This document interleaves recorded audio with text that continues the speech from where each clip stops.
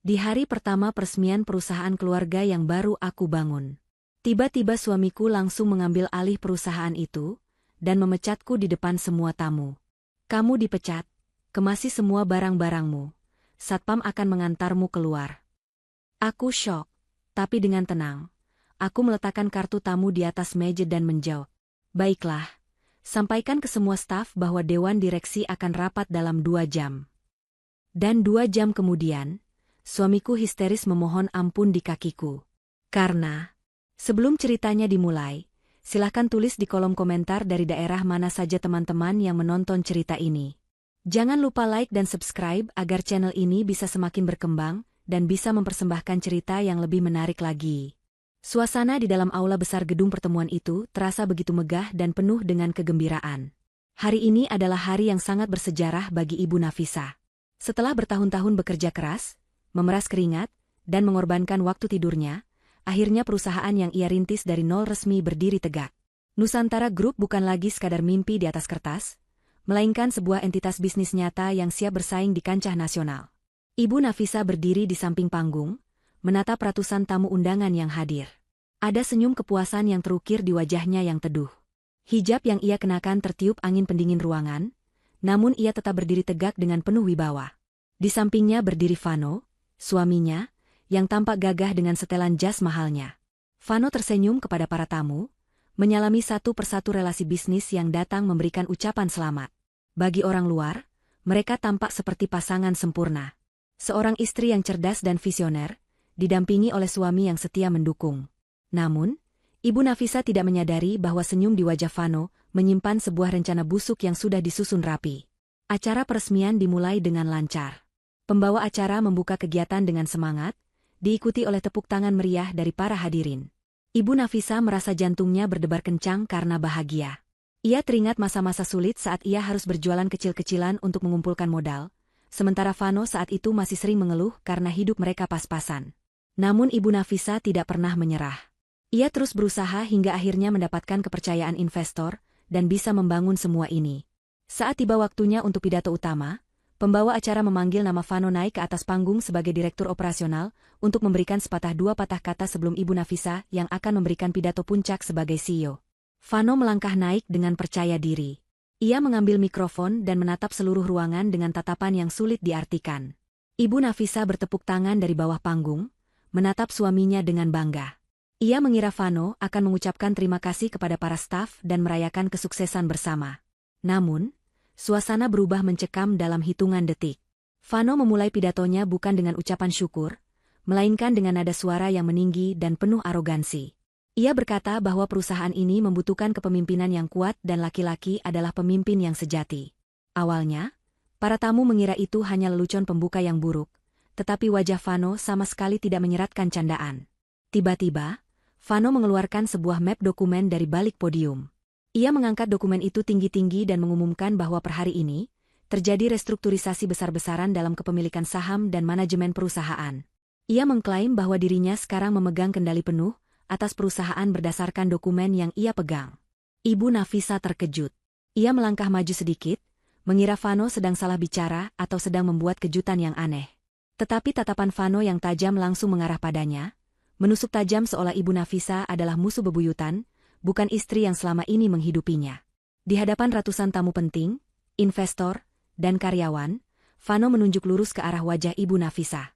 Suaranya menggema lewat pengeras suara, terdengar begitu kejam dan tanpa perasaan. Vano berteriak lantang mengatakan bahwa Ibu Nafisa tidak lagi kompeten memimpin perusahaan ini. Dengan suara yang menggelegar, Vano mengucapkan kalimat yang membuat seluruh ruangan hening seketika. Ia berkata dengan jelas, "Kamu dipecat." Vano melanjutkan kalimatnya dengan perintah yang sangat menghina. Ia menyuruh Ibu Nafisa untuk segera mengemasi barang-barangnya saat itu juga. Vano bahkan memanggil satpam lewat mikrofon, memerintahkan mereka untuk menyeret Ibu Nafisa keluar jika ia menolak pergi. Semua mata tertuju pada Ibu Nafisa. Bisik-bisik mulai terdengar di antara para tamu. Ada yang menatap kasihan, ada yang bingung, dan ada pula yang menatap sinis. Di barisan depan, terlihat Shirley, sekretaris Vano, tersenyum lebar dengan penuh kemenangan. Shirley bahkan bertepuk tangan pelan, seolah menikmati pertunjukan kehancuran Ibu Nafisa. Jantung Ibu Nafisa serasa berhenti berdetak. Darahnya berdesir hebat. Ia merasa seperti ditikam dari belakang oleh orang yang paling ia percayai. Rasa malu, marah, dan sedih bercampur menjadi satu. Namun, Ibu Nafisa adalah wanita yang ditempa oleh kesulitan. Ia bukan wanita lemah yang akan menangis histeris di depan umum, hanya karena bentakan seorang pria. Ia menarik napas panjang, menenangkan gemuruh di dadanya. Wajahnya yang tadi terkejut, perlahan berubah menjadi tenang, sangat tenang hingga menakutkan. Ia tidak berteriak, tidak juga memohon. Ibu Nafisa berjalan pelan menuju meja resepsionis yang ada di dekat pintu masuk aula, sementara semua mata masih menatapnya. Asep, kepala satpam yang diperintah Vano, mendekat dengan wajah ragu dan takut. Asep membungkuk hormat dan meminta maaf dengan suara bergetar, mengatakan bahwa ia hanya menjalankan tugas. Ibu Nafisa mengangguk pelan kepada Asep, memberikan isyarat bahwa ia mengerti dan tidak marah pada satpam itu. Ibu Nafisa kemudian melepas kartu identitas CEO yang tergantung di lehernya. Kartu yang menjadi simbol kerja kerasnya selama ini. Ia menatap kartu itu sebentar, lalu dengan gerakan tegas, ia mematahkan kartu plastik itu menjadi dua bagian. Bunyi retakan plastik terdengar cukup jelas di keheningan ruangan. Ia meletakkan patahan kartu itu di atas meja resepsionis. Kemudian, tangannya bergerak mengambil sebuah kartu lain yang tergeletak di sana. Itu adalah kartu tamu atau visitor card berwarna polos yang biasa dipakai oleh pengantar paket atau tamu biasa. Dengan tenang, Ibu Nafisa mengalungkan kartu tamu itu ke lehernya. Ia merapikan jilbabnya yang sedikit miring, lalu mengangkat wajahnya menatap Vano yang masih berdiri angkuh di atas panggung. Tidak ada air mata. Hanya ada tatapan dingin seorang pebisnis yang sedang menghitung kerugian lawan. Vano tertawa meremehkan dari atas panggung, merasa kemenangannya sudah mutlak karena melihat istrinya tidak melawan. Ia tidak tahu bahwa diamnya Ibu Nafisa adalah tanda bahaya yang jauh lebih mengerikan daripada teriakannya. Ibu Nafisa masih berdiri di dekat meja resepsionis, kini dengan status sebagai tamu di perusahaannya sendiri. Kartu bertuliskan visitor menggantung di dadanya, menggantikan kartu CEO yang sudah patah. Vano di atas panggung kembali berbicara, menyuruh satpam untuk segera membawa wanita itu keluar, karena kehadirannya dianggap mengganggu suasana pesta. Shirley, yang kini sudah berani berdiri dan berjalan mendekati panggung, menatap Ibu Nafisa dengan tatapan mengejek. Shirley merasa bahwa posisinya sebagai nyonya baru di perusahaan itu sudah aman. Ia membayangkan akan menempati ruangan Ibu Nafisa yang mewah, dan memerintah semua karyawan yang selama ini tidak menghargainya. Vano turun dari panggung dan menghampiri Shirley, merangkul pinggang wanita itu di depan umum tanpa rasa malu sedikitpun, seolah menegaskan bahwa ia tidak lagi peduli pada perasaan Ibu Nafisa.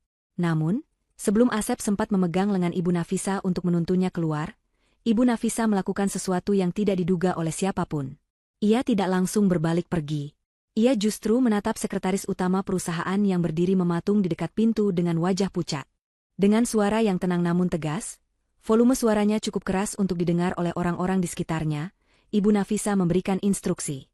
Ia berkata, "Baiklah, sampaikan ke semua staf bahwa Dewan Direksi Utama akan mengadakan rapat darurat dalam 2 jam dari sekarang." Kalimat itu diucapkan dengan nada datar, tanpa emosi, layaknya seorang atasan yang sedang memberikan tugas harian biasa. Vano yang mendengar itu tertawa terbahak-bahak. Suara tawanya menggema, diikuti oleh tawa kecil Shirley. Vano mengejek dengan mengatakan bahwa dewan direksi mana yang dimaksud Ibu Nafisa, karena sekarang pemilik perusahaan adalah dirinya. Vano merasa Ibu Nafisa sudah menjadi gila karena syok berat setelah dipecat. Ibu Nafisa tidak menanggapi ejekan Vano. Ia hanya menoleh sekilas ke arah suaminya itu. Tatapannya begitu dingin, seolah Vano adalah orang asing yang tidak penting. Ibu Nafisa berbisik pelan, namun cukup jelas untuk didengar oleh Vano yang jaraknya tidak terlalu jauh. Ia mengatakan agar Vano menikmati kursi empuk itu selama 119 menit lagi. Setelah mengucapkan kalimat misterius itu, Ibu Nafisa membalikkan badan dan berjalan keluar gedung dengan langkah tegap.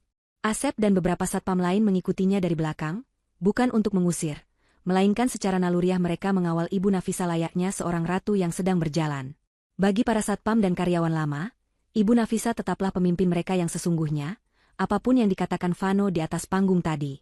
Begitu Ibu Nafisa menghilang di balik pintu kaca lobi, Vano langsung mengambil alih kendali acara. Ia mengumumkan pesta tetap berlanjut dan menyuruh pelayan menuangkan minuman mahal untuk semua orang. Vano dan Shirley kemudian berjalan menuju lift khusus direksi. Mereka tidak sabar untuk masuk ke ruangan CEO di lantai paling atas. Di dalam lift, mereka tertawa lepas, merayakan keberhasilan kudeta yang mereka lakukan. Shirley memuji keberanian Vano dan mengatakan, bahwa akhirnya mereka bisa menikmati kekayaan perusahaan tanpa harus sembunyi-sembunyi lagi. Vano dengan sombong mengatakan bahwa Ibu Nafisa terlalu lemah dan bodoh karena mempercayakan dokumen-dokumen penting padanya selama ini. Mereka merasa dunia sudah berada dalam genggaman mereka. Sesampainya di ruangan CEO, Vano langsung duduk di kursi kerja Ibu Nafisa yang besar dan nyaman. Ia memutar-mutar kursi itu dengan gembira. Shirley mulai membuka lemari-lemari, melihat koleksi barang-barang di sana, dan berencana membuang semua barang milik Ibu Nafisa. Mereka mulai memanggil beberapa manajer masuk ke ruangan. Dengan semena-mena, Vano memecat beberapa manajer senior yang ia tahu sangat loyal kepada Ibu Nafisa. Ia mengganti posisi mereka dengan orang-orang yang selama ini ia kenal bisa disuap dan diajak bekerja sama dalam hal-hal kotor. Suasana kantor di lantai atas menjadi kacau. Karyawan ketakutan, beberapa menangis karena dipecat tiba-tiba tanpa pesangon yang jelas. Vano dan Shirley mabuk kekuasaan. Mereka memesan makanan mewah dari restoran termahal di kota untuk dikirim ke ruangan itu, menggunakan kartu kredit perusahaan. Sementara itu, di luar gedung, Ibu Nafisa tidak pulang ke rumah untuk menangis di bantal. Ia masuk ke dalam mobil pribadinya yang terparkir di area tamu. Ia duduk di kursi belakang, mengambil ponselnya yang ada di dalam tas. Wajahnya serius. Ia menekan sebuah nomor di kontak teleponnya yang tersimpan dengan nama Pak Hadi. Sambungan telepon terhubung dengan cepat. Di ujung sana, terdengar suara berat seorang pria tua yang menyapa dengan hormat. Ibu Nafisa langsung memberikan perintah singkat. Ia mengatakan bahwa waktunya sudah tiba. Ia meminta Pak Hadi untuk menyiapkan berkas holding company dan segera menghubungi Tuan David, serta seluruh jajaran komisaris investor asing. Ibu Nafisa memberitahu bahwa Vano sudah melakukan pergerakan bodoh seperti yang mereka prediksikan, dan sekarang saatnya untuk memberikan pelajaran yang sesungguhnya. Pak Hadi di ujung telepon menjawab dengan sigap bahwa ia akan segera melaksanakannya. Ternyata, Ibu Nafisa sudah lama mencium gelagat busuk suaminya. Selama ini, perusahaan yang dipimpin Vano dan yang baru saja diresmikan hanyalah anak perusahaan atau cangkang kosong. Aset-aset vital, hak paten, tanah, dan modal utama sebenarnya tersimpan aman di dalam sebuah perusahaan induk atau holding company yang 100% sahamnya atas nama Ibu Nafisa pribadi, terpisah dari harta gonogini karena perjanjian pranikah dan struktur warisan yang cerdas. Vano yang tidak mengerti hukum bisnis secara mendalam, hanya melihat apa yang ada di permukaan. Ia mengira dengan menguasai dokumen anak perusahaan, ia sudah menguasai segalanya. Ia tidak sadar bahwa ia baru saja mengambil alih sebuah kapal yang mesinnya ada di tangan Ibu Nafisa. Waktu terus berjalan. Jarum jam bergerak perlahan namun pasti. Di dalam mobilnya, Ibu Nafisa membuka laptop. Ia mulai mengakses sistem keamanan perusahaan yang terhubung langsung ke server pusat di holding company. Jari jemarinya menari di atas keyboard. Ia tidak mematikan sistem, melainkan mulai mengunci akses keuangan satu persatu. Ia memblokir aliran dana dari rekening induk ke rekening operasional yang kini dikuasai Vano. Di layar laptopnya, terlihat notifikasi berwarna merah yang menandakan akses ditolak. Ibu Nafisa tersenyum tipis. Ini baru permulaan. Ia melihat jam tangannya. Masih ada 1,5 jam sebelum rapat direksi yang ia janjikan.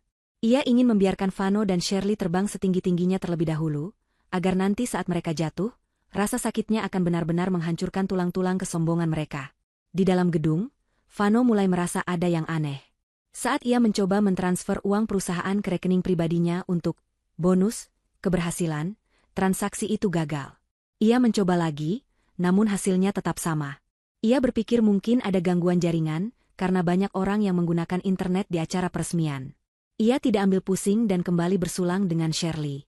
Mereka tidak tahu bahwa di luar sana, mobil-mobil mewah berplat hitam mulai berdatangan satu persatu, membawa orang-orang paling berkuasa yang sebenarnya adalah pemilik modal sesungguhnya. Orang-orang yang hanya tunduk pada satu nama, yaitu Ibu Nafisa. Badai yang sesungguhnya sedang bergerak menuju ruangan CEO, dan Vano tidak memiliki payung untuk melindunginya. 1 jam telah berlalu sejak pengusiran dramatis Ibu Nafisa.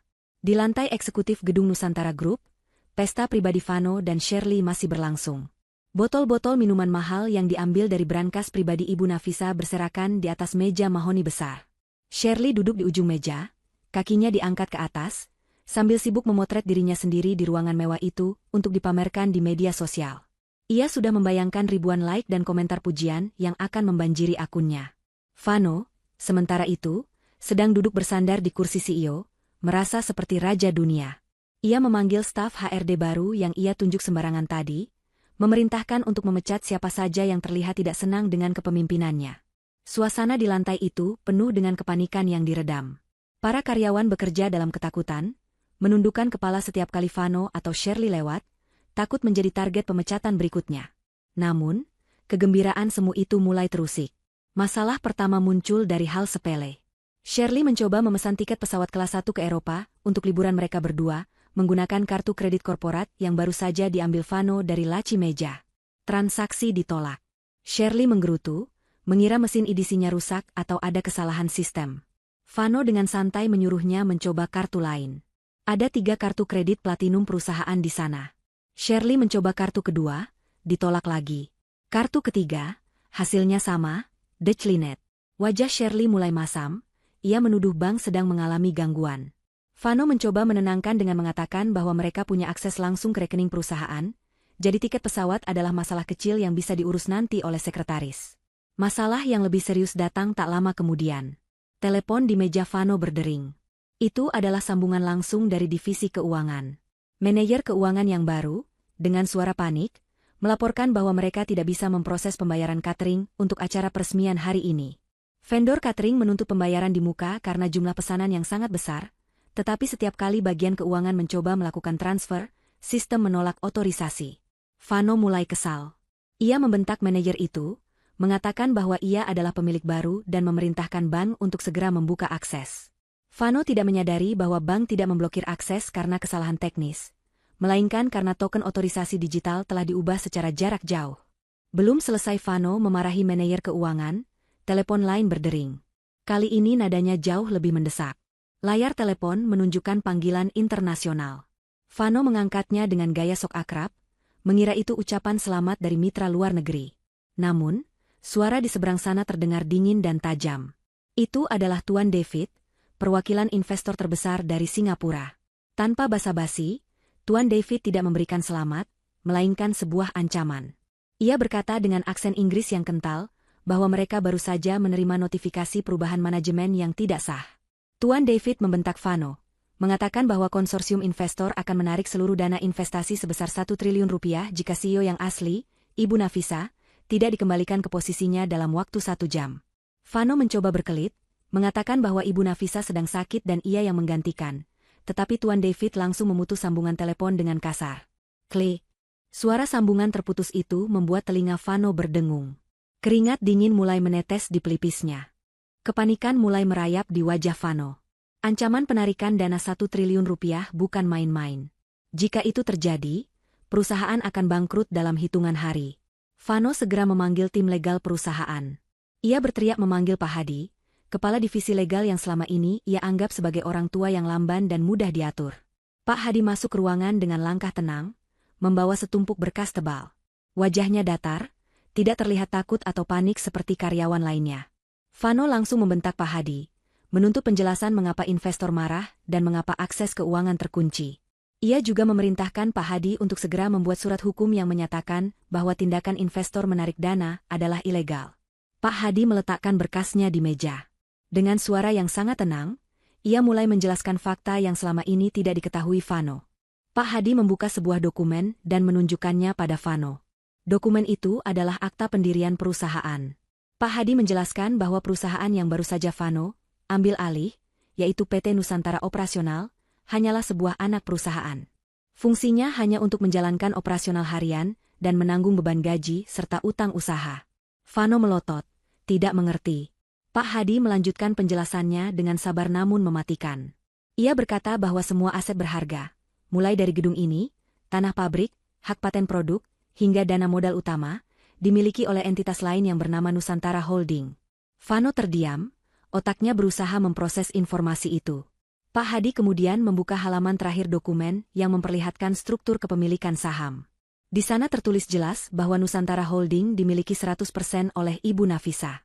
Dan yang lebih parah bagi Vano, ada klausul dalam perjanjian kerjasama antara induk dan anak perusahaan yang menyatakan bahwa jika terjadi perubahan manajemen di anak perusahaan tanpa persetujuan tertulis dari pemilik induk, Ibu Nafisa, maka induk perusahaan berhak memutuskan semua kontrak kerjasama, menarik semua aset, dan membebankan seluruh utang anak perusahaan kepada direktur yang menjabat saat itu. Wajah Vano berubah pucat pasi, seputih kertas. Ia baru sadar bahwa ia baru saja mengambil alih sebuah cangkang kosong yang penuh dengan tagihan utang, sementara isinya sudah diamankan oleh Ibu Nafisa. Shirley yang mendengar penjelasan itu ikut gemetar. Ia bertanya dengan suara melengking, "Jadi kita tidak dapat apa-apa? Uangnya mana?" Vano tidak bisa menjawab. Mulutnya terkunci rapat. Tiba-tiba, lampu di seluruh ruangan berkedip. Listrik di gedung itu padam sesaat, membuat Shirley menjerit ketakutan.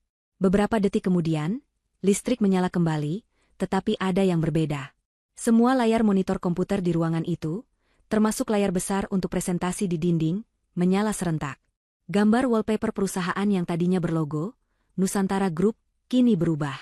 Layar-layar itu menampilkan logo, Nusantara Holding, dengan latar belakang warna emas yang elegan.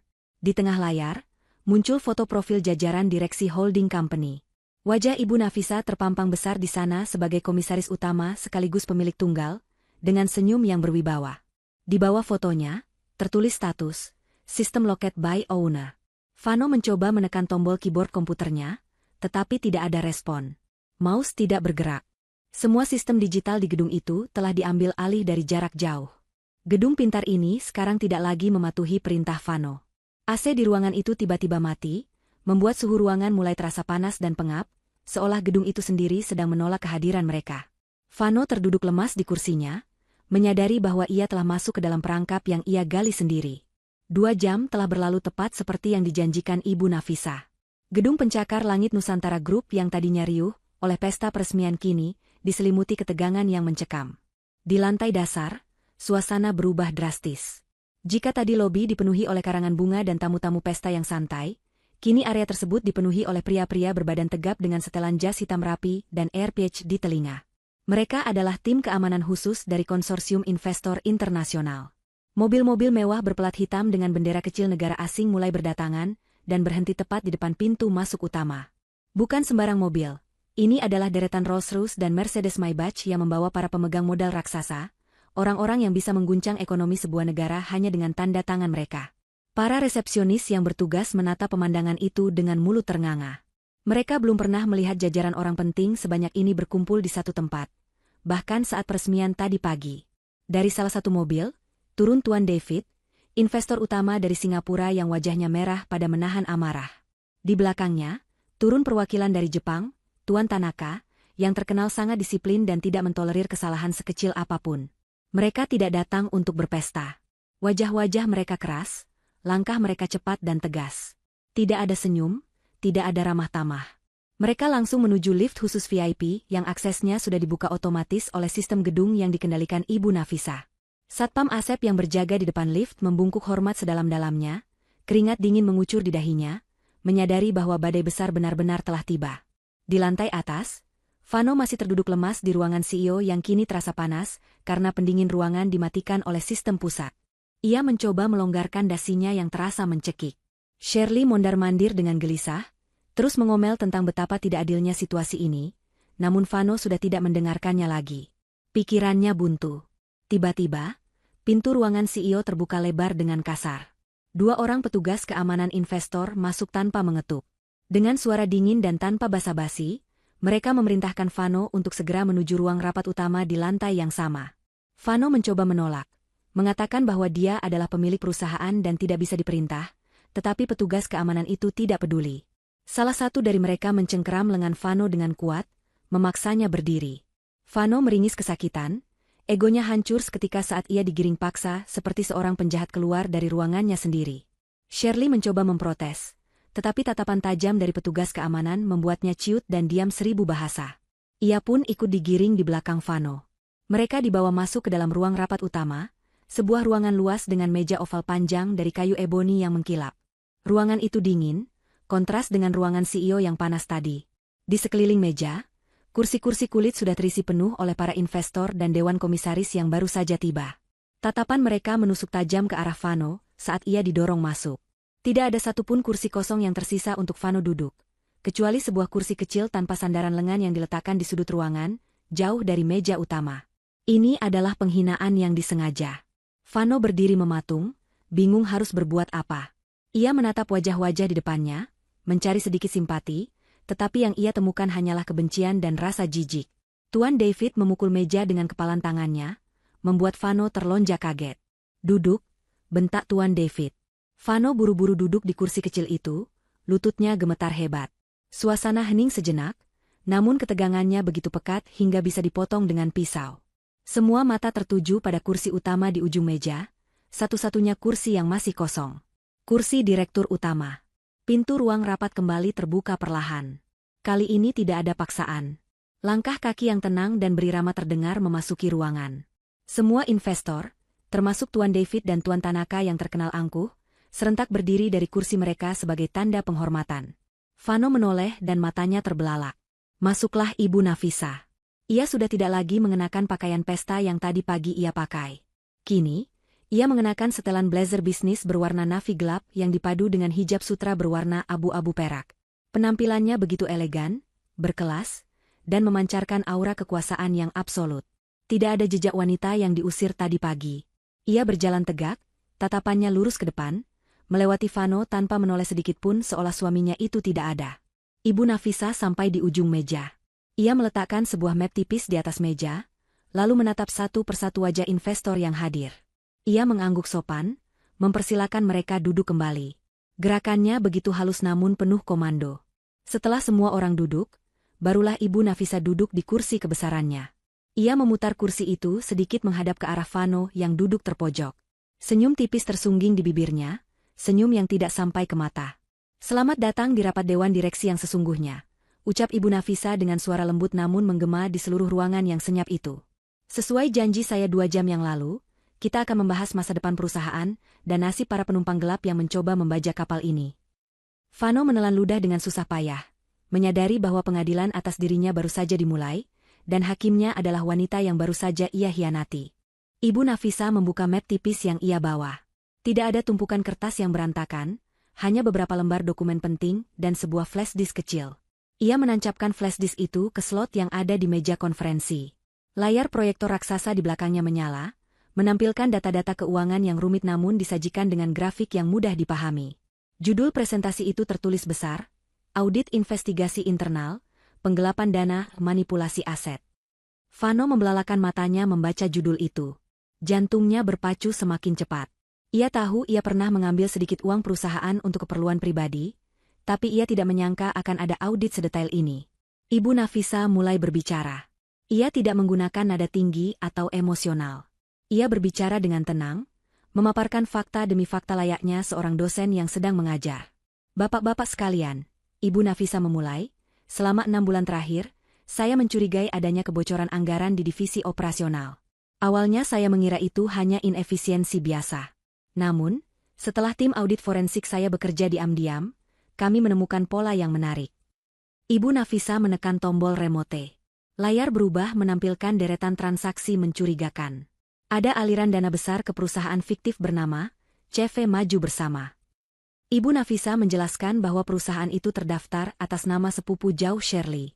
Dana tersebut diklaim sebagai biaya konsultasi pemasaran, padahal tidak pernah ada kegiatan pemasaran yang dilakukan oleh CV tersebut. Nilainya mencapai miliaran rupiah. Semua persetujuan pencairan dana itu ditandatangani oleh satu orang, Vano.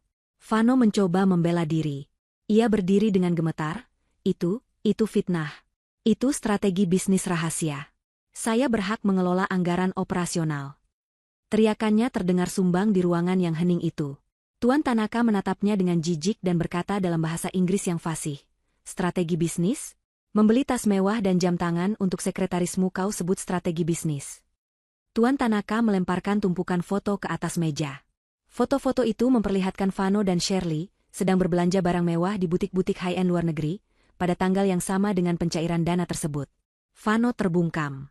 Ia tidak menyangka investor asing sampai menyewa detektif swasta untuk mengawasinya. Ternyata, selama ini Ibu Nafisa sudah berkoordinasi dengan para investor di belakang layar untuk mengumpulkan bukti. Ibu Nafisa melanjutkan presentasinya. Kali ini ia menampilkan bukti yang lebih mematikan. Bukan hanya penggelapan, katanya, Saudara Vano juga mencoba memalsukan tanda tangan saya untuk menggadaikan sertifikat aset anak perusahaan ke bank swasta demi mendapatkan pinjaman pribadi. Layar menampilkan dokumen aplikasi kredit yang ditolak bank, karena tanda tangan Ibu Nafisa terdeteksi palsu oleh sistem verifikasi bank. Tindakan ini, lanjut Ibu Nafisa dengan penekanan pada setiap kata, bukan lagi pelanggaran etika bisnis, melainkan tindak pidana pemalsuan dokumen dan penipuan korporasi. Kata, pidana, menggema di telinga Vano seperti vonis mati. Ia sadar, ini bukan lagi soal kehilangan jabatan, tapi soal penjara. Saya tidak memecat kamu sebagai suami saat ini, Vano, ucap Ibu Nafisa dingin. Saya menuntutmu sebagai Direktur Utama Nusantara Holding yang dirugikan. Kamu bukan hanya gagal memimpin, kamu adalah pencuri. Ibu Nafisa kemudian menekan tombol terakhir. Video CCTV diputar di layar besar.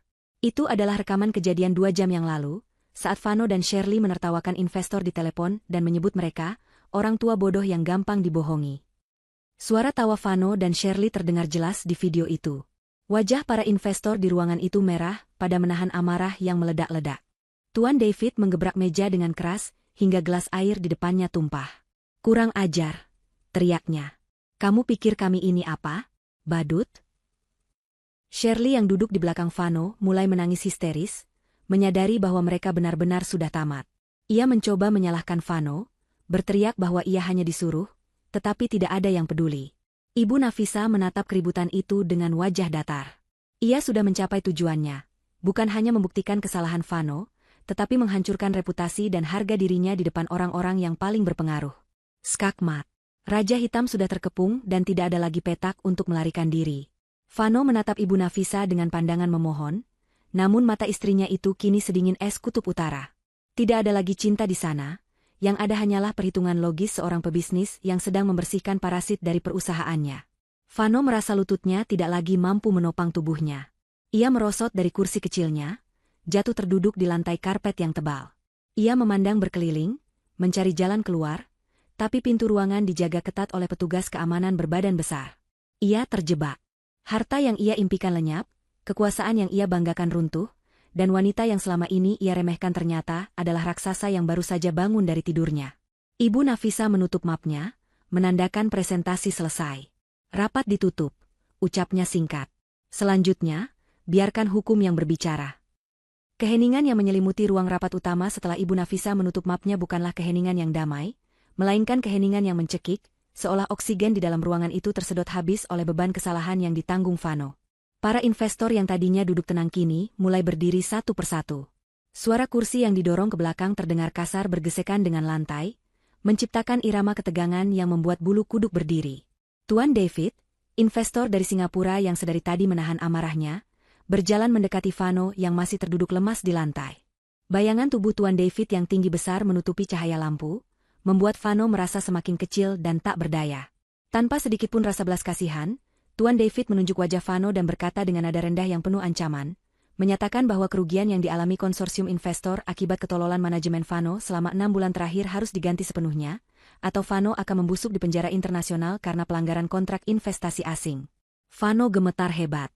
Bibirnya bergerak-gerak ingin mengatakan sesuatu, ingin membela diri, namun tidak ada suara yang keluar. Tenggorokannya tercekat oleh rasa takut yang luar biasa. Di saat itulah Pak Hadi melangkah maju. Sebagai kepala divisi legal yang sangat teliti, ia mengeluarkan sebuah dokumen tambahan dari tas kerjanya. Dengan suara datar tanpa emosi, Pak Hadi membacakan klausul, indemnity, atau ganti rugi pribadi yang pernah ditandatangani Vano saat ia diangkat menjadi direktur operasional. Vano saat itu menandatanganinya tanpa membaca, karena terlalu gembira dengan jabatan barunya. Klausul itu menyatakan bahwa jika direktur melakukan tindakan pidana atau kelalaian berat yang merugikan perusahaan, maka seluruh aset pribadi direktur tersebut akan disita sebagai jaminan ganti rugi. Pak Hadi menjelaskan dengan rinci bahwa aset pribadi itu mencakup rumah yang ditinggali Vano, mobil sport yang ia banggakan, hingga tabungan pensiun yang ia simpan. Vano terbelalak. Ia baru menyadari bahwa ia bukan hanya dipecat, tetapi ia akan dimiskinkan sampai ke tulang-tulangnya. Kepanikan Vano memuncak. Dengan tangan gemetar, ia merogoh saku celananya, mengambil ponsel pintarnya. Ia segera membuka aplikasi perbankan di ponselnya, berharap masih ada sisa uang yang bisa ia selamatkan atau transfer ke rekening rahasia. Namun, saat aplikasi itu terbuka, matanya melotot horor. Angka 0 besar terpampang di layar saldo rekening utamanya. Tidak hanya itu, ada notifikasi berwarna merah yang menyatakan bahwa rekening tersebut sedang dalam status beku atau frozen atas permintaan otoritas keuangan terkait dugaan pencucian uang. Vano mencoba membuka rekening lain, rekening tabungan, rekening deposito, bahkan dompet digitalnya. Semuanya sama. Statusnya dibekukan. Akses keuangannya telah diputus total tepat pada detik Ibu Nafisa memulai presentasinya tadi. Vano merasa dunianya berputar. Ia yang paginya merasa sebagai raja dengan miliaran rupiah di tangan, kini tidak memiliki uang sepeser pun. Bahkan untuk membeli sebotol air mineral pun ia tidak mampu. Di sudut ruangan, Shirley yang mendengar penjelasan Pak Hadi mulai kehilangan akal sehatnya. Wajah cantiknya yang tadi pagi dipoles make up tebal kini luntur oleh air mata dan keringat dingin. Ia menyadari bahwa Vano sudah tamat. Dan jika Vano tamat, maka hidup mewah yang ia impikan juga akan musnah. Insting bertahan hidup Shirley muncul. Ia tidak mau ikut tenggelam bersama kapal karam ini. Dengan gerakan tiba-tiba, Shirley bangkit dari kursinya dan mencoba berlari menuju pintu keluar samping yang ia kira tidak dijaga. Ia mendorong kursi hingga terjungkal, menimbulkan suara gaduh. Ia berpikir jika ia bisa keluar dari gedung ini sekarang, ia bisa lari keluar kota atau menjual perhiasan yang ia pakai untuk kabur. Namun, ia meremehkan kesigapan tim keamanan investor. Baru saja ia melangkah 3 meter, 2 orang petugas keamanan berbadan tegap langsung menghadangnya. Shirley mencoba menerobos, berteriak histeris, mencakar lengan petugas, namun tenaganya tidak sebanding. Petugas itu dengan mudah menahan kedua tangan Shirley ke belakang punggungnya. Shirley menjerit, memaki-maki petugas, lalu beralih memaki Vano. Ia berteriak menyalahkan Vano di depan semua orang. Mengatakan bahwa semua ini adalah ide Vano, dan ia hanya korban yang dipaksa ikut. Teriakan Shirley yang melengking membuat suasana semakin kacau. Vano menatap Shirley dengan pandangan kosong. Wanita yang selama ini memujanya, yang berkata rela mati demi dirinya, kini berbalik menyerangnya seperti serigala lapar begitu melihatnya jatuh. Hati Vano hancur berkeping-keping. Pengkhianatan yang ia lakukan pada istrinya kini dibayar tunai dengan pengkhianatan dari selingkuhannya. Karma itu datang begitu cepat dan brutal. Para investor menatap drama murahan itu dengan jijik. Tuan Tanaka menggelengkan kepalanya, bergumam dalam bahasa Jepang tentang betapa tidak terhormatnya manusia-manusia ini. Di tengah kekacauan itu, Shirley yang berteriak-teriak ditahan satpam, Vano yang terduduk lemas menatap layar ponsel yang kosong, dan investor yang marah, Ibu Nafisa tetap duduk tenang di kursi utamanya. Ia tidak terlihat menikmati penderitaan mereka, tetapi ia juga tidak terlihat kasihan. Wajahnya datar, seperti seorang hakim yang sudah sering melihat penjahat menangis di pengadilan. Ia perlahan membereskan berkas-berkasnya, memasukkan flash disk kembali ke dalam tas, dan berdiri. Gerakannya yang tenang kontras dengan kekacauan di sekitarnya. Saat Ibu Nafisa berdiri, aura kewibawaannya membuat ruangan itu kembali hening sejenak. Shirley berhenti berteriak. Vano mendongak. Ibu Nafisa tidak mengucapkan sepatah kata pun kepada mereka. Ia hanya mengangguk hormat kepada Tuan David dan Tuan Tanaka, lalu berbalik badan melangkah menuju pintu keluar utama. Melihat Ibu Nafisa hendak pergi, kesadaran Vano kembali. Ia sadar bahwa satu-satunya orang yang bisa menyelamatkannya dari penjara dan kemiskinan ini, hanyalah wanita yang baru saja ia campakan. Harapan terakhirnya ada pada belas kasih istrinya. Vano berusaha bangkit berdiri. Kakinya terasa seperti jeli, tidak bertulang. Ia memaksakan diri berlari mengejar Ibu Nafisa. Namun, karena panik dan lemas, kakinya tersandung kaki kursi. Vano jatuh tersungkur keras ke lantai karpet. Bunyi gedebuk tubuhnya yang menghantam lantai terdengar menyedihkan. Rasa sakit menjalar di lutut dan sikunya, tapi rasa takut akan masa depan yang suram jauh lebih menyakitkan. Ia tidak peduli lagi dengan rasa sakit fisik. Ia merangkak, mencoba bangkit lagi, terhuyung-huyung mengejar punggung Ibu Nafisa yang semakin menjauh di koridor. Napasnya memburu, air mata mulai mengalir deras membasahi pipinya. Ia bukan lagi direktur yang sombong, ia hanyalah seorang pria putus asa yang sedang mengejar nyawanya. Koridor panjang menuju lobi utama lantai eksekutif itu, terasa seperti lorong waktu bagi Vano. Di dinding-dinding kaca, ia bisa melihat pantulan dirinya yang berantakan.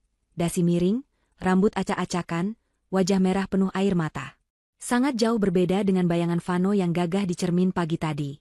Di ujung koridor, Ibu Nafisa berjalan dengan langkah pasti. Ia tidak menoleh ke belakang. Meskipun ia pasti mendengar langkah kaki Vano yang terseok-seok dan teriakan panggilannya yang serak. Di lobi depan lift, puluhan staf senior, manajer, dan karyawan yang tadi diusir atau yang masih bertahan di kantor, berkumpul. Mereka mendengar desas-desus tentang rapat direksi dan menunggu apa yang akan terjadi. Saat melihat Ibu Nafisa keluar dengan wajah tenang, mereka menunduk hormat, memberikan jalan. Namun, ketika mereka melihat Vano berlari terseok-seok di belakangnya, suasana berubah menjadi riuh rendah dengan bisikan. Vano tidak lagi peduli dengan harga dirinya. Ia tidak peduli ditonton oleh bawahan yang tadi pagi ia bentak-bentak. Pikirannya hanya satu, Ia tidak mau dipenjara, ia tidak mau miskin. Saat Ibu Nafisa berhenti sejenak menunggu pintu lift terbuka, Vano melihat kesempatannya. Dengan sisa tenaga terakhirnya, ia melompat dan menjatuhkan dirinya tepat di belakang kaki Ibu Nafisa. Ia bersimpuh di lantai marmer yang dingin, kedua tangannya memeluk erat kaki kanan Ibu Nafisa, menahannya agar tidak melangkah masuk ke dalam lift. Pemandangan itu begitu mengejutkan semua orang yang ada di sana. Direktur Vano, yang tadi pagi berdiri di panggung memecat istrinya, kini bersujud di kaki istrinya seperti seorang budak yang memohon ampunan pada majikannya. "Sayang, Nafisa, istriku." Vano berteriak histeris, suaranya pecah di antara isak tangis. "Tolong aku. Jangan tinggalkan aku seperti ini. Aku hilaf. Sayang, aku minta maaf. Aku janji akan perbaiki semuanya. Jangan biarkan mereka memenjarakanku. Aku ini suamimu, Nafisa, suamimu." Vano membenamkan wajahnya di ujung pakaian Ibu Nafisa, air matanya membasahi kain berkualitas tinggi itu. Ia meracau tidak karuan, menyebut-nyebut kenangan masa lalu mereka, masa-masa sulit saat merintis usaha, mencoba memancing rasa iba di hati Ibu Nafisa. Ia berharap Ibu Nafisa akan luluh, seperti biasanya. Ia berharap Ibu Nafisa akan membungkuk, memeluknya, dan berkata bahwa semuanya akan baik-baik saja. Vano sangat yakin, jauh di lubuk hatinya, bahwa Nafisa masih mencintainya dan tidak akan tega melihatnya hancur seperti ini. Namun, harapan Vano hancur berkeping-keping saat ia merasakan tubuh Ibu Nafisa tidak bergerak sedikitpun. Tidak ada tangan yang terulur untuk membangunkannya. Tidak ada suara lembut yang menenangkannya. Ibu Nafisa berdiri tegak seperti patung batu. Perlahan, Ibu Nafisa menundukkan kepalanya, menatap ke bawah, ke arah pria yang sedang memeluk kakinya. Tatapan itu bukanlah tatapan kemarahan yang berapi-api, melainkan tatapan kosong yang jauh lebih menyakitkan. Itu adalah tatapan yang kita berikan pada orang asing yang tidak kita kenal. Di sekeliling mereka, para karyawan menahan napas, beberapa menutup mulut tak percaya melihat adegan dramatis itu. Asep, kepala satpam, hendak maju untuk menarik Vano, tapi Ibu Nafisa mengangkat tangannya sedikit, memberi isyarat agar Asep diam di tempat.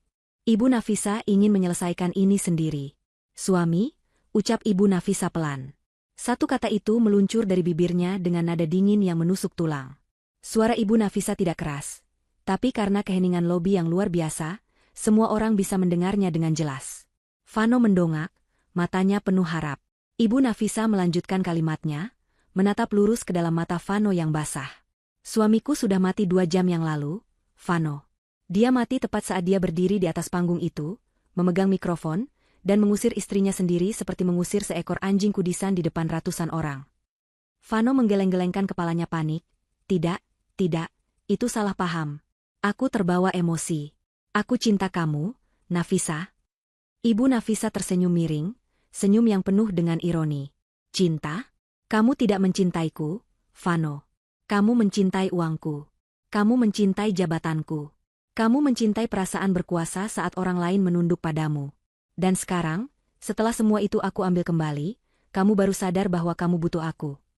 Ibu Nafisa menghela napas panjang, seolah membuang beban berat yang selama ini ia pikul. "Kamu tahu, Vano, saat aku keluar dari gedung ini 2 jam lalu membawa kartu tamu itu, aku juga membawa serta hatiku yang sudah mati untukmu. Pria yang sedang bersujud di kakiku sekarang ini bukanlah suamiku. Kamu hanyalah mantan karyawan yang korup. Dan di perusahaan ini, kami tidak mentolerir koruptor." Kalimat itu menghantam Vano lebih keras daripada pukulan fisik. Ia merasa lemas, cengkeramannya pada kaki Ibu Nafisa mulai melonggar. Namun ia masih mencoba bertahan. "Nafisa, tolong beri aku satu kesempatan." Ibu Nafisa tidak menjawab.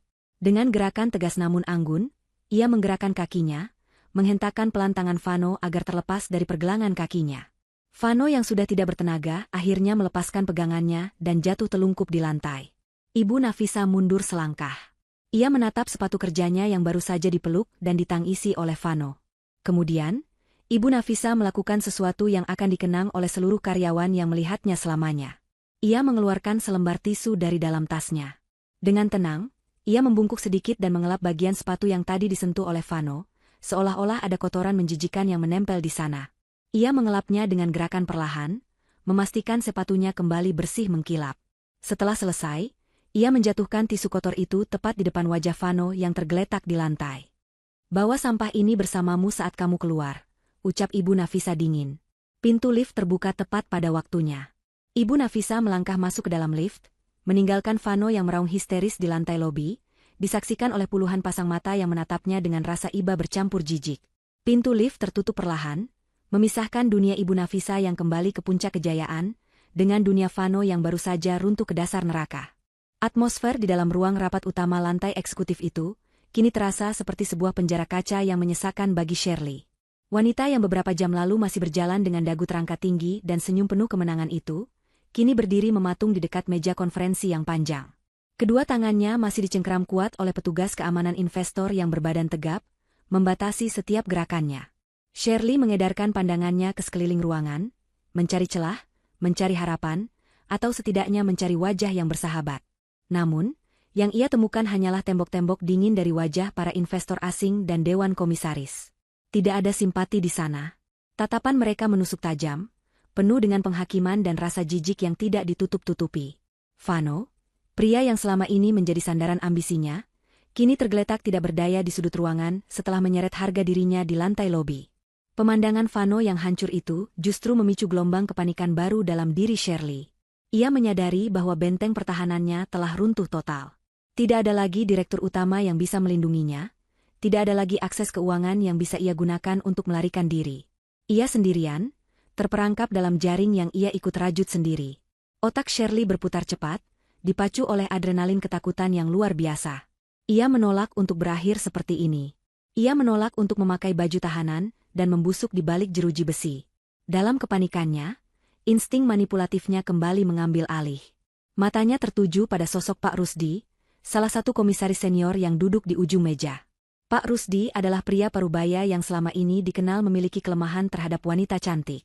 Shirley ingat betul bagaimana pria tua itu sering mencuri pandang ke arahnya saat rapat-rapat sebelumnya, atau bagaimana Pak Rusdi sering memuji penampilannya dengan nada yang sedikit menggoda.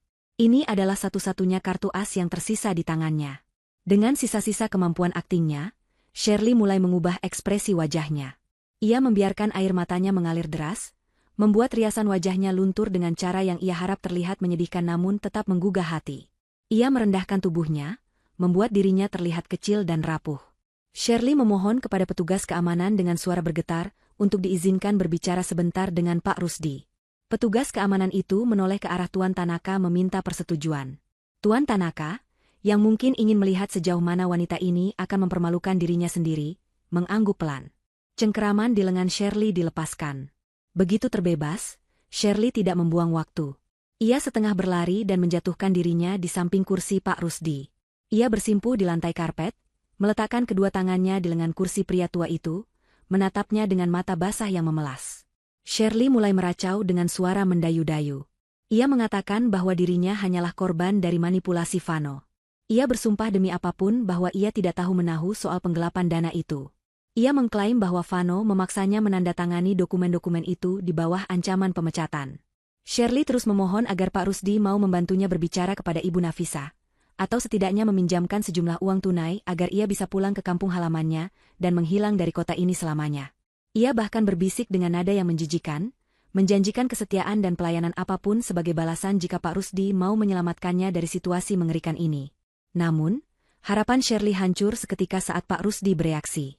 Bukan dengan belas kasihan atau ketertarikan seperti yang ia harapkan, melainkan dengan ketakutan dan kejijikan yang nyata. Pak Rusdi menyentakkan tangannya dengan kasar, seolah-olah baru saja disentuh oleh hewan yang membawa penyakit menular. Ia berdiri mendadak, hingga kursinya terdorong ke belakang dengan bunyi keras. Wajah Pak Rusdi memerah, bukan karena tersipu, tapi karena marah dan malu dikaitkan dengan wanita seperti Shirley di depan rekan-rekan bisnis internasionalnya. Dengan suara lantang yang menggema di ruangan itu, Pak Rusdi membentak Shirley.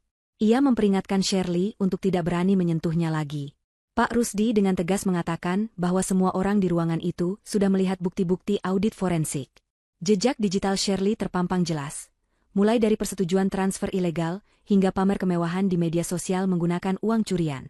Tidak ada yang percaya pada air mata buayanya. Pak Rusdi juga menambahkan dengan nada sinis bahwa ia tidak sebodoh itu untuk mengorbankan reputasi dan rumah tangganya demi menyelamatkan penipu kecil seperti Shirley. Ia menyebutkan bahwa istrinya mengenal baik Ibu Nafisa, dan membantu Shirley sama saja dengan bunuh diri sosial. Penolakan kasar itu menghantam Shirley lebih keras daripada tamparan fisik. Ia terdiam di lantai, wajahnya pucat pasi. Rasa malu yang luar biasa merayap naik ke wajahnya saat ia mendengar tawa kecil meremehkan dari beberapa investor lain. Pesonanya, kecantikannya, dan kemampuan manipulasinya yang selama ini menjadi senjata andalan untuk menaiki tangga sosial, kini tumpul dan tidak berguna sama sekali. Di mata orang-orang berkuasa ini, ia hanyalah hama pengganggu yang harus disingkirkan. Belum sempat Shirley memproses rasa malunya, pintu ganda ruang rapat terbuka lebar. Kali ini, atmosfer ruangan berubah menjadi sangat serius dan mencekam.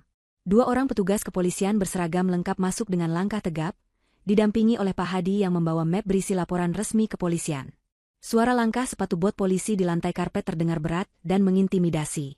Pak Hadi maju ke depan, menunjuk ke arah Shirley yang masih terduduk di lantai dan Vano yang baru saja digeret kembali masuk ke ruangan oleh Satpam setelah adegan memalukan di lobi. Dengan suara yang tenang namun penuh otoritas, Pak Hadi menyatakan bahwa kedua orang ini adalah tersangka utama kasus penggelapan dana perusahaan, pemalsuan dokumen perbankan, dan penipuan korporasi terencana. Ia menyerahkan bukti-bukti fisik kepada polisi. Petugas kepolisian tidak membuang waktu. Mereka langsung bergerak menuju Shirley. Salah satu petugas mengeluarkan borgol besi yang berkilau di bawah lampu ruangan. Melihat benda itu, kewarasan Shirley putus. Ia menjerit histeris, mundur merangkak menjauhi polisi. Ia berteriak-teriak bahwa ini tidak adil, bahwa ia tidak bersalah. Namun polisi bertindak profesional dan cepat. Mereka menarik tangan Shirley ke belakang punggungnya. Bunyi klik besi dingin yang mengunci pergelangan tangannya terdengar mengerikan, menandai akhir dari kebebasannya. Di sisi lain ruangan, Vano yang sudah hancur mentalnya tidak memberikan perlawanan saat tangannya diborgol. Ia hanya menunduk, air mata dan ingus membasahi wajahnya yang kacau. Melihat Vano yang diam saja, kemarahan Shirley meledak. Ia merasa dikhianati 2 kali lipat. Vano yang berjanji akan memberikan dunia padanya, kini hanya memberinya tiket menuju penjara. Shirley meronta dari pegangan polisi dan menerjang ke arah Vano. Meskipun tangannya terborgol, ia berhasil menendang kaki Vano dengan sepatu hak tingginya. Shirley mulai memaki-maki Vano dengan kata-kata kasar yang tidak pantas didengar. Ia menyalahkan Vano atas semua kemalangan ini. Ia berteriak bahwa Vano adalah laki-laki bodoh yang tidak becus, yang menyeretnya ke dalam lubang kehancuran. Ia bahkan meludahi wajah Vano di depan polisi dan para investor. Vano, yang tadinya diam, akhirnya terpancing emosinya. Ia mengangkat wajahnya dan membalas teriakan Shirley. Pertengkaran hebat pun pecah di antara kedua tersangka yang sudah terborgol itu. Vano membalas dengan mengatakan bahwa Shirley lah yang menghabiskan uang perusahaan untuk gaya hidup mewahnya. Vano mengungkit semua permintaan barang-barang branded Shirley yang membuatnya terpaksa memanipulasi laporan keuangan. Mereka saling membuka aib, saling menyerang, dan saling menyalahkan. Adegan itu sungguh menyedihkan sekaligus menjijikkan. Pasangan yang beberapa jam lalu berdiri mesra di atas panggung sebagai raja dan ratu sehari, kini saling mencabik seperti binatang liar yang terperangkap dalam satu kandang. Polisi dan petugas keamanan akhirnya harus memisahkan mereka secara paksa. Shirley terus meronta dan berteriak histeris saat diseret keluar dari ruang rapat. Suaranya yang melengking menggema di seluruh koridor lantai eksekutif. Para staf dan karyawan yang berkumpul di luar ruangan menyaksikan pemandangan itu dengan berbagai ekspresi. Ada yang menatap kaget, ada yang menggelengkan kepala, namun sebagian besar menatap dengan rasa puas. Mereka melihat Shirley, yang selama ini sombong dan sering merendahkan karyawan lain, kini diseret polisi dengan riasan luntur dan tangan terborgol. Vano berjalan di belakangnya dengan kepala tertunduk dalam, menghindari tatapan mata mantan bawahannya.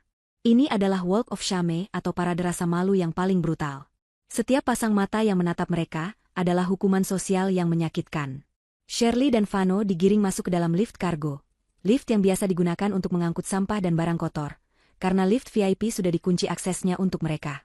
Pintu lift tertutup perlahan, memisahkan mereka dari dunia kemewahan yang sempat mereka cicipi sesaat, membawa mereka turun menuju mobil tahanan yang sudah menunggu di lobi bawah, siap mengantarkan mereka ke realitas baru yang suram di balik jeruji besi. 1 bulan telah berlalu sejak badai besar mengguncang Nusantara Group. Waktu berjalan dengan cara yang unik. Bagi sebagian orang terasa lambat, namun bagi perusahaan ini, 1 bulan terasa seperti sebuah kelahiran kembali yang cepat dan menyegarkan. Gedung pencakar langit yang menjulang tinggi di pusat kota itu, kini memancarkan aura yang berbeda.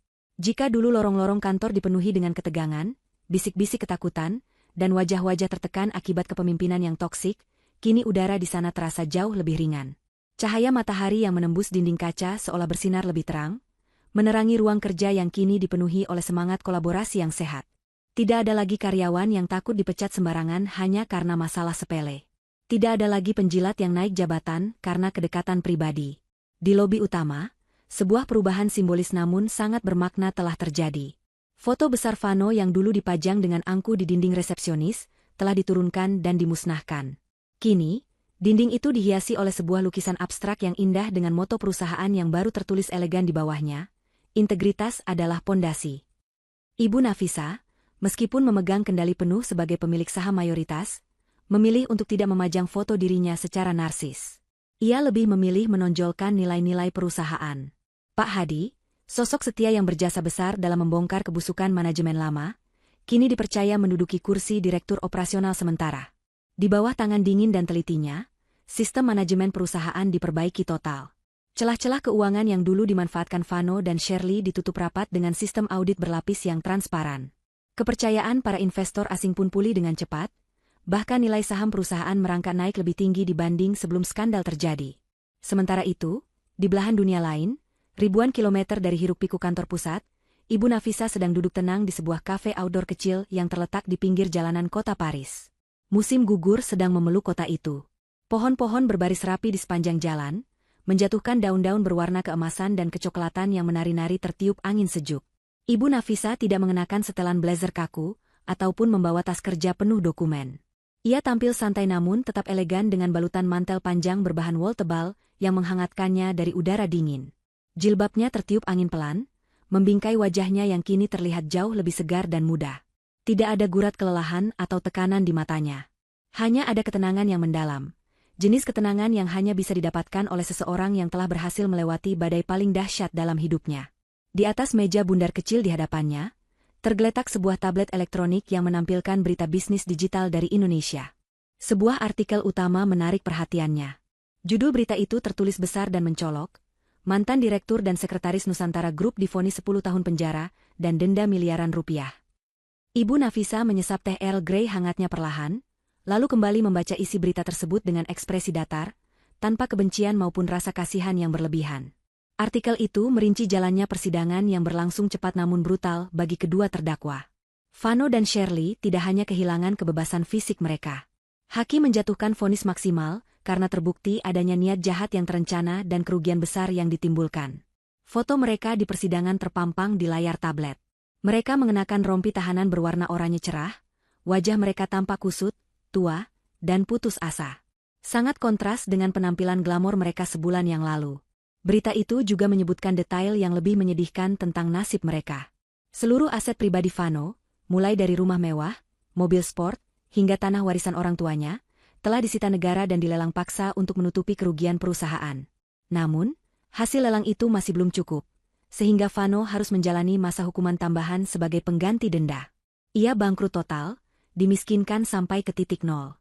Tidak ada yang tersisa untuknya saat ia keluar penjara nanti, selain usia yang sudah tua dan catatan kriminal. Nasib Shirley pun tidak kalah mengenaskan. Selain hukuman penjara, terungkap fakta bahwa ia memiliki tumpukan hutang pinjaman online yang menggunung, yang selama ini ia bayar menggunakan uang hasil korupsi. Kini, tanpa sumber pendapatan, bunga hutang itu terus membengkak.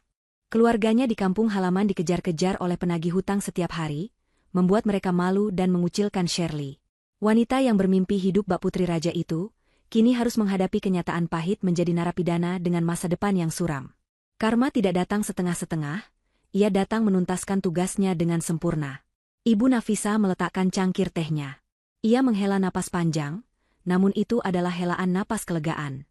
Ia merasa seperti baru saja membuang sampah busuk yang selama ini menyumbat saluran udara di rumahnya. Bau busuk itu kini telah hilang, berganti dengan udara segar yang bersih. Ibu Nafisa kemudian meraih dompet kulitnya yang tergeletak di meja. Ia bermaksud mengambil kartu kredit untuk membayar tagihan. Namun, saat ia membuka lipatan dompet, matanya menangkap sebuah benda plastik berwarna putih polos yang terselip di bagian paling belakang, di antara kartu-kartu member dan kartu nama. Itu adalah kartu tamu atau visitor card yang ia kenakan di lehernya pada hari kejadian itu. Kartu murah yang biasa dipakai oleh kurir paket atau tamu tak dikenal. Ibu Nafisa menarik kartu itu keluar. Ia memegang kartu plastik itu, memandangnya lekat-lekat. Benda sederhana ini menyimpan sejuta kenangan emosional. Ia teringat rasa sakit yang menusuk dada saat Vano mengusirnya di depan umum.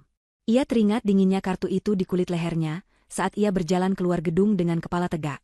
Ia teringat momen ketika ia meletakkan kartu ini di meja untuk memulai rapat direksi yang membalikkan keadaan. Kartu ini adalah simbol dari titik terendah sekaligus titik balik kebangkitannya. Namun, Ibu Nafisa menyadari satu hal. Ia tidak perlu lagi menyimpan simbol rasa sakit itu. Ia bukan lagi seorang korban yang harus terus mengingat luka masa lalunya untuk menjadi kuat. Ia sudah sembuh. Ia sudah menang. Menyimpan kartu ini hanya akan menjadi jangkar yang menahannya di masa lalu. Ia ingin berlayar ke masa depan yang lebih luas. Ibu Nafisa tersenyum tipis pada kartu itu, sebuah senyum perpisahan. Terima kasih sudah menemaniku di hari terburuk. Bisiknya pelan, hampir tak terdengar.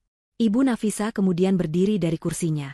Ia merapatkan mantelnya, lalu berjalan perlahan menuju sebuah tong sampah besi artistik yang berada di pinggir trotoar. Di sekelilingnya, hiruk-pikuk kota Paris terus berjalan. Orang-orang tertawa, pasangan bergandengan tangan, anak-anak berlarian. Hidup terus berjalan. Dengan gerakan yang ringan dan tanpa keraguan sedikitpun, Ibu Nafisa mengulurkan tangannya di atas tong sampah. Ia melepaskan pegangannya pada kartu tamu itu. Kartu plastik putih itu melayang jatuh, berputar sebentar di udara, sebelum akhirnya mendarat di antara tumpukan sampah lainnya di dalam tong. Bunyi jatuhnya tidak terdengar, namun efeknya terasa sangat besar di hati Ibu Nafisa. Tamu yang tidak tahu diri memang harus diusir. Gumamnya pelan, mengulangi prinsip yang ia pegang teguh. Dan kenangan buruk harus dibuang pada tempatnya. Ia tidak menoleh lagi ke belakang. Ia tidak melihat lagi ke arah tong sampah itu. Ibu Nafisa membalikkan badan dan mulai melangkah menyusuri jalanan berbatu yang indah. Langkah kakinya terasa begitu ringan, seolah beban berat yang selama ini ia pikul di pundaknya telah ikut terbuang bersama kartu itu. Ia berjalan menuju menara Eiffel yang berdiri megah di kejauhan, siap untuk menikmati sisa liburannya, siap untuk memulai babak baru dalam hidupnya, dan siap untuk menyambut masa depan yang cerah tanpa bayang-bayang pengkhianatan. Ia bukan lagi sekadar CEO perusahaan besar, ia adalah wanita merdeka yang utuh kembali.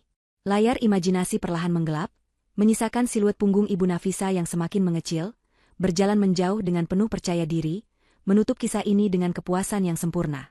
Waktu berputar tanpa belas kasihan, mengubah nasib manusia secepat membalikkan telapak tangan. 5 tahun telah berlalu sejak skandal besar yang meruntuhkan kesombongan Vano dan Shirley. Di pinggiran kota yang jauh dari hiruk-pikuk gedung pencakar langit, sebuah bangunan beton kusam dengan pagar kawat berduri tinggi berdiri angkuh memisahkan penghuninya dari dunia luar. Ini adalah lembaga pemasyarakatan kelas 1, tempat di mana para penjahat kerah putih dan kriminal berat menghabiskan sisa hidup mereka untuk merenungi kesalahan. Di salah satu sudut kantin penjara yang pengap dan berbau lembab, seorang pria kurus dengan rambut yang mulai memutih dan wajah dipenuhi kerutan dalam sedang duduk menyantap makan siangnya.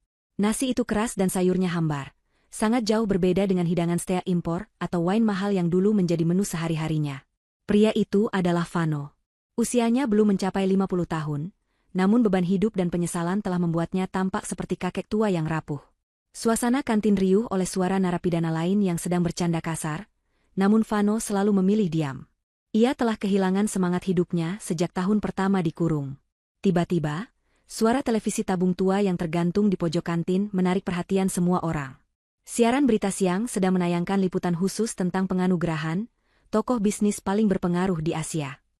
Layar televisi yang sedikit bersemut itu menampilkan sosok wanita yang sangat dikenali Vano. Di sana, di atas panggung megah dengan sorotan lampu kristal, berdiri Ibu Nafisa. Ia tampak jauh lebih bersinar daripada 5 tahun lalu. Aura kewibawaannya begitu kuat, senyumnya tenang dan penuh percaya diri. Ia sedang menerima piala emas dari seorang menteri, diiringi tepuk tangan meriah dari para taipan bisnis dunia. Salah satu narapidana bertato di sebelah Vano menyenggol lengannya sambil menunjuk layar TV dengan sendok. Ia bertanya dengan nada kagum, memuji kecantikan dan kekayaan wanita di layar kaca tersebut. Ia berseloroh bahwa siapapun suami wanita itu pasti adalah laki-laki paling beruntung di dunia, karena memiliki istri yang cerdas, kaya raya, dan terhormat. Kalimat sederhana itu menghantam dada Vano lebih keras daripada palu godam. Tenggorokannya tercekat, matanya terasa panas. Ia ingin berteriak bahwa dialah suami itu. Ia ingin menyombongkan diri bahwa dulu ia pernah tidur di samping wanita hebat itu. Namun, kata-kata itu tertahan di lidahnya yang keluh. Rasa malu yang teramat sangat membungkam mulutnya. Ia sadar, jika ia mengaku, ia hanya akan menjadi bahan tertawaan seluruh penjara. Bagaimana mungkin seorang narapidana dekil yang sedang memakan nasi sisa ini adalah suami dari ratu bisnis Asia? Vano hanya bisa menunduk dalam-dalam, menatap piring plastiknya yang kotor, sementara air mata penyesalan menetes jatuh bercampur dengan makanannya. Ia menyadari bahwa ia telah membuang berlian demi menggenggam kerikil tajam, dan kini kerikil itu telah melukainya hingga ke tulang. Sementara itu, ribuan kilometer dari sel penjara yang suram itu, suasana di kantor pusat Nusantara Holding terasa begitu hidup dan positif. Gedung itu telah mengalami renovasi besar-besaran, menjadi simbol modernitas dan transparansi. Di lobi utama, seorang pria berseragam rapi dengan lencana emas di dadanya sedang memberikan instruksi kepada tim keamanan baru. Itu adalah Asep, mantan satpam yang dulu dipaksa Vano menyeret Ibu Nafisa keluar. Kesetiaan dan kejujurannya di masa krisis telah membuahkan hasil manis. Kini ia menjabat sebagai Kepala Divisi Keamanan Umum yang membawahi ratusan personel. Asep tersenyum bangga setiap kali melihat karyawan masuk dengan wajah ceria. Ia tahu, perusahaan ini berada di tangan yang tepat. Tidak ada lagi ketakutan, tidak ada lagi intrik busuk. Pak Hadi, yang kini sudah pensiun dengan tenang, sesekali datang sebagai penasihat kehormatan, disambut dengan hormat oleh semua orang layaknya seorang pahlawan perang. Di lantai teratas, di ruangan yang dulu pernah diduduki Vano dengan angkuh, Ibu Nafisa sedang berdiri menghadap jendela kaca besar yang menampilkan panorama kota. Ia baru saja kembali dari acara penganugerahan. Piala emasnya ia letakkan begitu saja di atas meja, seolah benda itu hanyalah aksesoris biasa. Baginya, penghargaan terbesar bukanlah piala atau tepuk tangan, melainkan kedamaian hati yang ia rasakan saat ini. Ia telah berhasil membuktikan bahwa integritas dan kerja keras akan selalu menang melawan kelicikan. Ibu Nafisa melihat jam tangannya, sebentar lagi ia memiliki jadwal makan malam dengan anak-anak panti asuhan yang ia bina. Sebagian besar keuntungan perusahaannya kini dialirkan untuk membiayai pendidikan anak-anak kurang mampu, sebuah dedikasi yang membuatnya semakin dicintai masyarakat. Seorang sekretaris baru mengetuk pintu dan masuk dengan sopan, memberitahukan bahwa mobil jemputan sudah siap. Ibu Nafisa mengangguk dan mengambil tas tangannya. Saat ia berjalan keluar ruangan, ia melewati sebuah lukisan abstrak di dinding. Lukisan itu menggambarkan seekor burung phoenix yang bangkit dari abu api. Ibu Nafisa berhenti sejenak, tersenyum tipis menatap lukisan itu. Ia tidak pernah lagi mengingat nama Vano atau Shirley. Ingatan tentang mereka telah lama pudar, terhapus oleh kesibukan dan kebahagiaan barunya. Bagi Ibu Nafisa, balas dendam terbaik bukanlah membuat musuhnya menderita selamanya, melainkan menjadi begitu bahagia dan sukses hingga keberadaan musuhnya tidak lagi relevan dalam hidupnya. Ia melangkah masuk ke dalam lift, meninggalkan masa lalu yang kelam di lantai bawah, dan terus naik menuju puncak kehidupannya yang gemilang. Pintu lift tertutup perlahan, menyembunyikan senyum kemenangannya. Di luar sana, dunia menunggunya dengan segala keindahannya. Sementara di sudut gelap penjara, Vano dan Shirley hanyalah dua nama yang perlahan terlupakan oleh zaman, terkubur oleh kesalahan mereka sendiri. Keadilan telah ditegakkan dengan cara yang paling sempurna. Yang paling sempurna. Yang paling sempurna. Yang paling sempurna. Yang paling sempurna.